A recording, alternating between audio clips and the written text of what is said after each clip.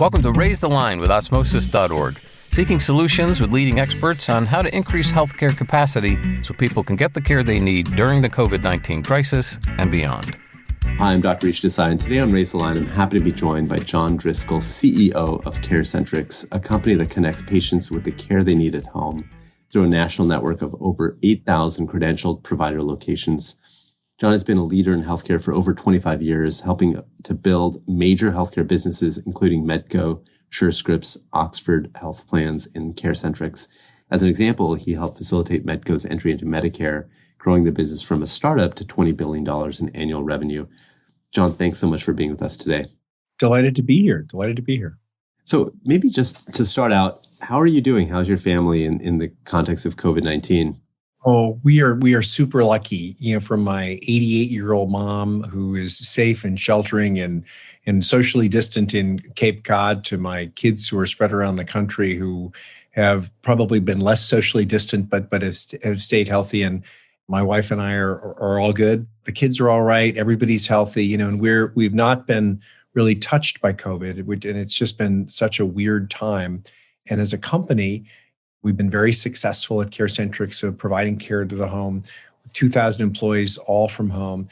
But just because of that exposure with just knowing the lives that our employees have, there just have been so many lives that have really been harmed or lost based on this horrible disease. And we just count ourselves as one of the lucky ones. Well, thank you for sharing that. I concur. Our family has been very lucky as well. And you can't help but think about the fact that so many lives have been touched by it, and living through that has been a very interesting time, to say the least. I'm curious about your background in healthcare and kind of just rewinding the clock a little bit. What got you interested in the healthcare field kind of way back when you started? My mom was a nurse and had a very idealistic view of what a nurse does. And she's my mom, so of course I think she's perfect, and she was the center of a lot of love and happiness. And so there's sort of a sense of caregiving and care really matters.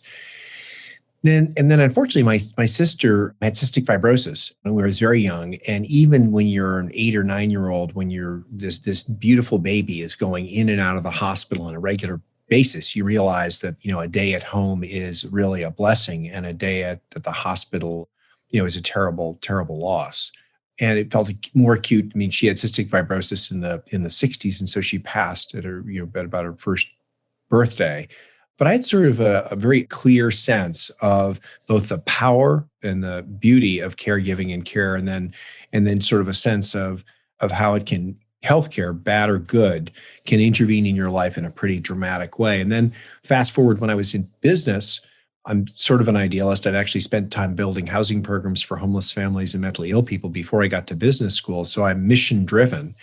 And what I realized when I was a young consultant is in healthcare, there was an opportunity to really do a lot of good by just bringing disruptive new approaches to what I saw as a really flawed system that treated patients as transactions and was really set up from a business perspective to make sure the bills got paid, but not necessarily the care got delivered or that the care was optimal. And so right after business school, I decided that I was going to try to build better businesses in healthcare to kind of achieve the kind of idealistic hopes that I had for getting care right, provide more solutions for patients and families, and probably lighten the burdens that folks like, we had with a chronically ill baby. What was your first business then that was kind of aligned to that sense of mission? I cold called my way into Oxford Health Plans, which at that point had about 100 employees and less than 100 employees and about $100 million in sales. And I convinced them that I wanted to start, and this is in 1991, a Medicare and a Medicaid managed care business, because I was particularly upset at how poorly coordinated care was for Medicaid really initially, and then Medicare eligibles, folks who were poor and vulnerable. At the time, New York City was doing a one-time mandatory demonstration project in Southwest Brooklyn for Medicaid. So it was a neat opportunity to really test. You had perfect visibility to the data. You were in a working or lower class part of Brooklyn with a heavy Medicaid population. And so it was sort of a live opportunity for us to build a business in a new care model in a part of the country that was really a healthcare desert. I mean, it was just a very challenged environment. The most effective part of that part of Brooklyn was the trauma unit in the emergency room at the Coney Island Hospital. And we built that. I mean, you'd rather be lucky than smart. At Oxford, we were very successful. The company grew from 100 million to 4.5 million over 6 years. Our division, Medicare and Medicaid, went from 0 to $1.3 billion over the same period. And we were top 10 in the country in both of those areas, just in the New York metro area and Philadelphia. And it was all based on sort of what was innovative at the time, which was whole patient care, looking at some of the social, economic, and emotional challenges that Medicaid, the program for the poor, Medicare, the program for the elderly, eligibles were dealing with. And it turned out that if you were whole patient focused, really trying to connect with what the patient's need was, and that you could actually deliver deliver better care at a lower cost and delight patients. I just happened to join Oxford at a time when the market was moving. And what we were offering for the Medicare and Medicaid eligibles was what folks wanted, which is a health plan that saw them at who they are, whether it identified the cultural differences in the Latino versus the Russian versus the Chinese community, critically important in Medicaid, or whether it understood the particular challenges of different Medicare eligibles, surviving spouses, caring for someone with dementia, aging female with a risk of hip fracture. When you got to the discrete challenges and then just the challenges of loneliness and food insecurity for the elderly, by focusing on patients first, we built health plans that were wildly popular at the time. You're touching on so many different social challenges, and I'm curious, what trends have you seen then over the years that weren't really so obvious back then, but now in 2020, 2021? Well, let's start with the phrase that only a healthcare economist could love, the social determinants of health. I mean, that really is just dealing with what are the challenges that a patient has. I mean, here's a great insight. If you're starving, you're probably going to have a hard time thinking about going to the doctor and managing your day-to-day life. I mean, it seems everything that's old is new. Everything that new is old. Everything's old is new. Rather than just sound like a cranky old man, in the 60s, when there was a tremendous amount of social resources available, not always aimed at the right things, there were some great doctors who pointed out, one doctor was writing prescriptions for hamburgers because he said in the Mississippi Delta, getting people getting meat into their diet was far more important than building a community health center, although that was important too. What's exciting to me now is that we are starting, based on the pure economics, which is why it's such an ugly phrase, to deal with the real challenges of being poor, elderly, or chronically ill in America. And I think that's exciting. The other thing that's exciting is that the information that was locked and not portable and blocked that prevented us from doing things like e-prescribing is now treated as sort of a bridge to the future that we are committed to as a company, as a country, and a community. I think those are the two biggest changes that I think lay the foundational groundwork, whole patient and sort of access to data, that will hopefully allow us to continue to transform and reform the American healthcare system in a way that's sensible and that's heart and person centered. I recently I wasn't a participant in this, but I was watching a debate unfold about that phrase, social determinants of health. And the argument was that phrase is so wonky that people can't really understand it and don't relate to it. And so the person was saying, why don't we just say what it is? Why don't we just call it being poor? Because so many of the factors, in social determinants of health come back to poverty. And then there was a whole other side that said, no, that doesn't capture it. There are other elements here that we can't miss out. And so then that phrase, wonky as it may sound, doesn't really do justice to the breadth of issues. I'm just curious if you have any sort of take on this debate, only because I think that we talk about it so much, and so the words matter. And so I'm just curious to get your thoughts on that. So for me, because I agree with both of the people disagreeing with one another, I think that what bothers me most about the phrase is it does what I think we do too frequently in healthcare as healthcare experts or providers, is turn the personal into the technical. And we dehumanize, and I don't think we honor the common vulnerability and humanity by using words like that. So I start with the notion that's not a person's. And so I go back to whole patient care, because I think that if you go with whole patient care, which is really, at one point we at Oxford in the 90s, we said, we don't provide healthcare, we provide human care.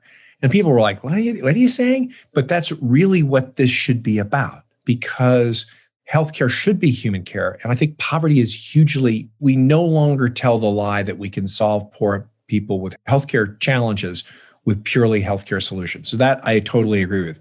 But if you don't include behavioral, which is a problem regardless of income or coverage, I think we have not honored whole patients by not dealing with mental, social, and behavioral issues in an honest, direct way.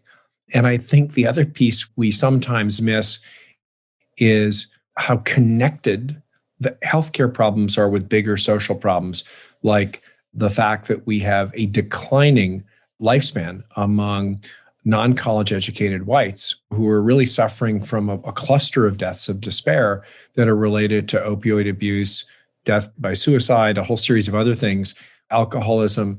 I think the only way you don't go down that spaghetti string of argument is to just go back to whole patient. Can we solve a healthcare problem? If we see our neighbors in full, what can we do to help contribute to their health and welfare?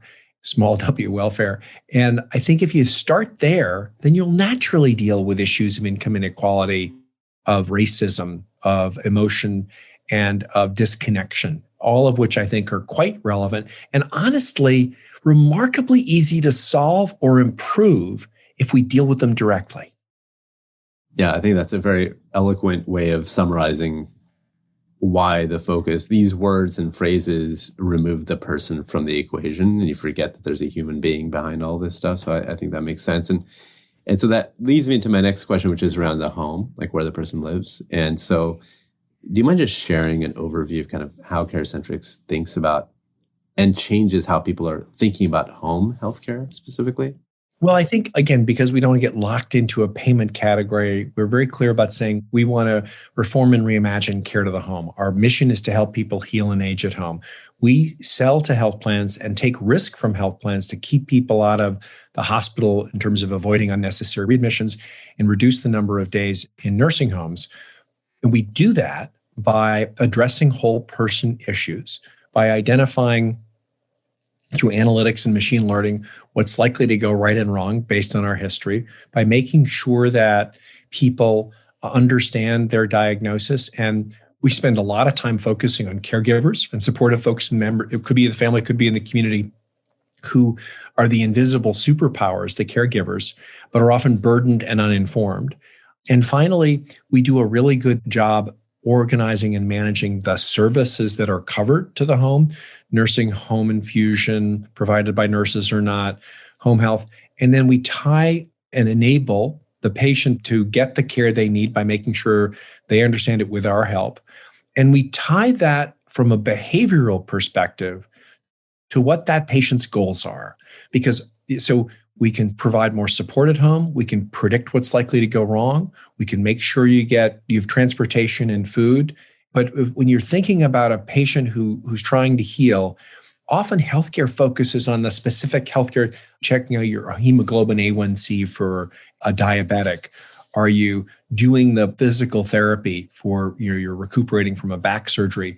We start with a behavioral point, which is simple, an insight, which is, what does the patient care about? Does the patient care about seeing their friends to play cards or their daughter at preschool? Because we want to solve the gaps in care that are associated with care not provided or care that's not necessarily healthcare involved. That's the whole person stuff.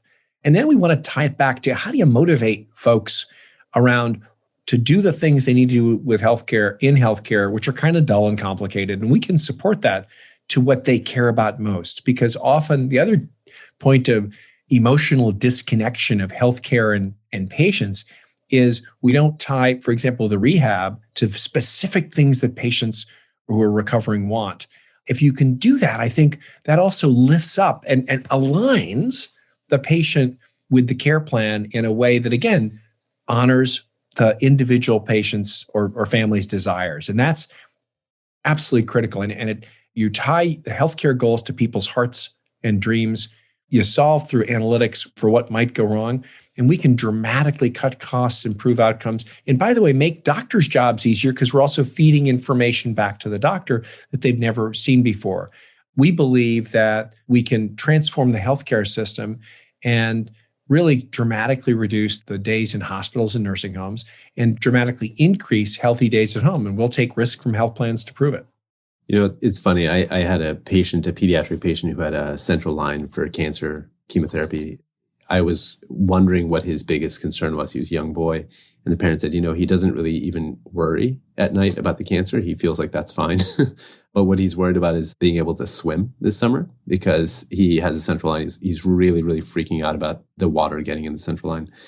And so I was like, oh my gosh, absolutely. So we talked about that, got it really properly dressed and covered it up really good. And they sent me a picture of him swimming, like maybe a month later. And it was such a great feeling. And here I am, like over 2 decades later, talking about it. And so it's just one of those things that like, it definitely like comes full circle when you think about like the fact that he cares about swimming. That's what he's motivated by. And everything's centered around how do we get that to work? So what's exciting about that is that we often get wrong in healthcare what Dr. Paul Farmer calls accompaniment. His point is simply there's too much of the sending of the patients all around from one place to another. And that as caregivers, care providers, care coordinators, our job is to accompany the patient along their journey. That's what healthcare gets wrong, and we believe we get right more often than not at CareCentrix. But what we also try to make sure is while accompanying that patient, we tie what we want to do and what's best for the patient to what they care about. Because if we don't do that, we're failing to, again, we're missing one of the great superpowers, which is what people's hopes and dreams are. We could tie those to what we need to get in healthcare. It's a true healing moment. So, Dr. Risi, that's a wonderful memory. I'm not going to steal it, but I am going to use it. I appreciate that. That's very kind of you. And I think maybe then what I'd like to leave our listeners with is then your advice for folks that are coming out, and especially at this time with COVID-19 being such a dominant thing in people's mind space, what would you say to someone that's just starting up in their clinical life or even thinking about going into clinical medicine at any level? What suggestion or advice would you have given what you just said about kind of thinking about the patient first? I think it's to not let the system, the medical industrial complex, beat the humanity out of you. I read a really interesting study a few years ago that was looking at how little time internists spend with their patients and how the patients perceived it. And what was interesting is where the doctor made eye contact and put their hand on the patient actually thought the doctor was spending more time with them. And it is a painful reminder that the medical industrial complex, managed care, hospital, scheduling, it's easy to sort of get on the habit trail of activities and miss what drew you in healthcare back in. But I've got to say, hanging on to my idealism in belief that the system can change and that people matter has mattered in every job I've had in the last 30 years and has made it a lot more fun to do the stuff I've done, and has lifted up patients and doctors. And I think for those starting off in their medical careers, just hang on to your ideals and your heart, and you'll be just fine. I appreciate that. I think that's a really, really good note to end on. And having that come from someone that's seen so much like yourself, I think that carries a lot of weight. So I appreciate you saying that. Well, thank you so much for joining us today. I'm Dr. Rishi Desai. Thank you for checking out today's show. Remember to do your part to flatten the curve and raise the line. We're all in this together.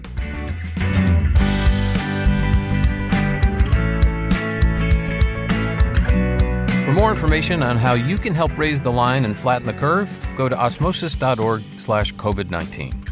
If you like this podcast, please share it on your social channels. You can also subscribe to the series and check out all of our podcasts at osmosis.org/raisethelinepodcast.